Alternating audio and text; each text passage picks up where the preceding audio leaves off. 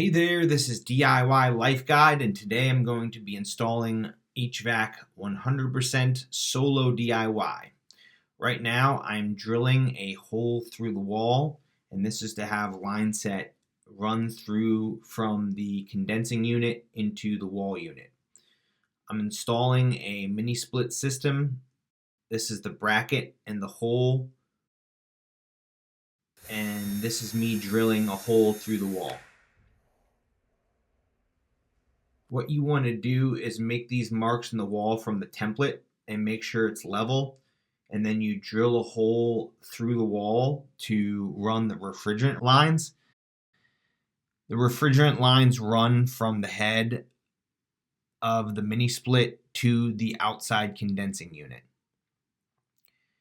It's important that the bracket you're attaching goes into a stud, which is what I'm doing right now.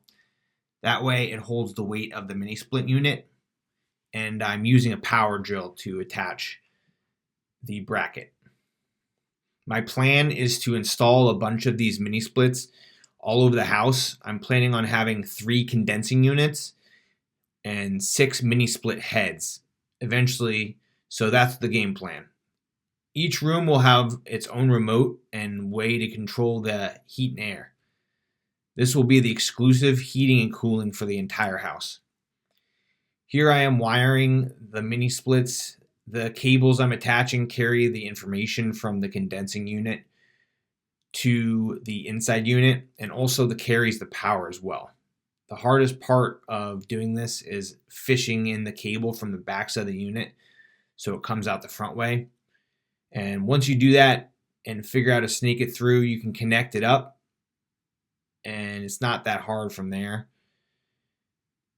You just got to figure out how to get the cable through to the front. In order to attach these wires, just match the colors to each one of the ends of the cable. This cable came with the kit, and I'm just screwing in these little screws that hold down the actual wire here. The wires are color coded, so it's easy to figure out which ones connect. For this Pioneer unit, the wires were white, black, red, and green. I'm running the wire out the hole in the wall, and then I'm going to take the refrigerant and condensate lines and slide them out the wall as well. The unit's not super heavy, but it can be a little bit tricky to get the line up with the hole. I wrap the line set and the condensate line with this insulative tape, and that way it does protect the lines when I'm sliding it outside the wall. The hole in the wall needs to be drilled angled downwards. The reason being is that the condensate lines need to run down to drain properly. Otherwise, condensate could leak into the house.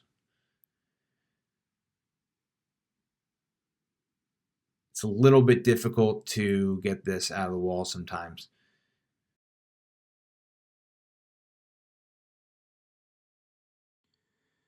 Careful to not bend the refrigerant lines during this process.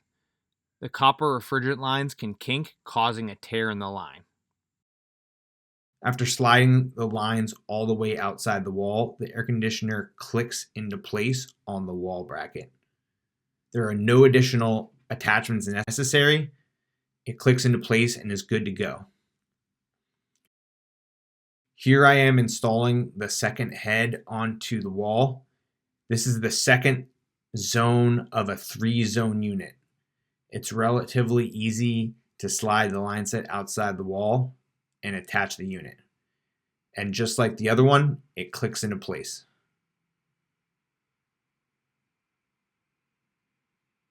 This one might not have been sitting super flush, so I might have to take it off. But eventually I got it leveled out and clicked down.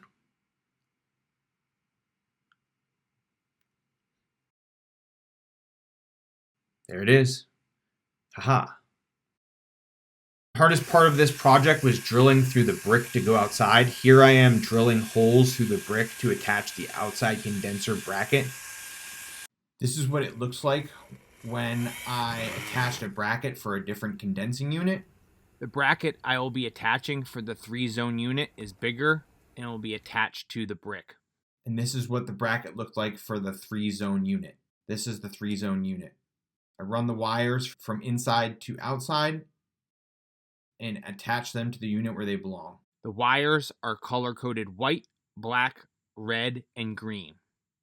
I line up the wire and then I screw everything down. This is what it looked like when it was all wired up. These plastic parts keep the wires protected from the elements.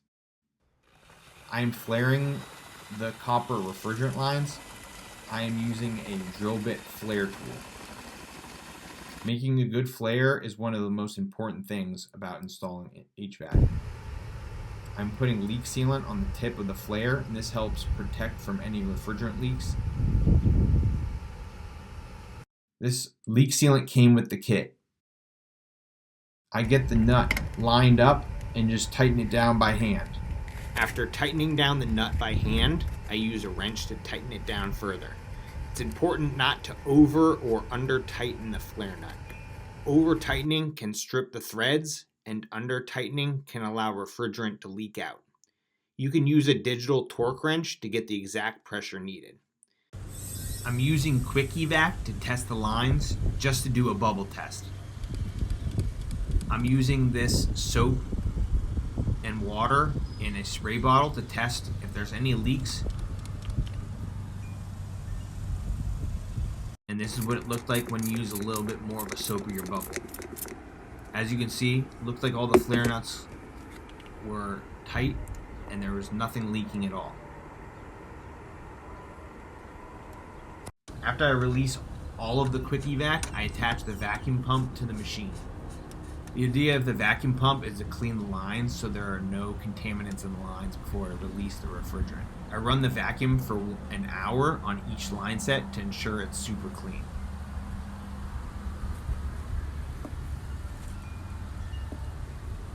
When I run the vacuum, it will show negative 30 psi on the gauges, indicating a vacuum in the line set. Slowly release the refrigerant into the lines and test for any leaks. Now is the moment of truth. I turn the unit on inside to give the unit its first test run. The condenser is running. The final test is to turn on the AC and test the temperature. It's also important to test the heat as well. I get measurements of 48 Fahrenheit and 110 Fahrenheit. Success! Follow me on Instagram at DIY Life Guide and hit subscribe to see more content. Bye-bye for now.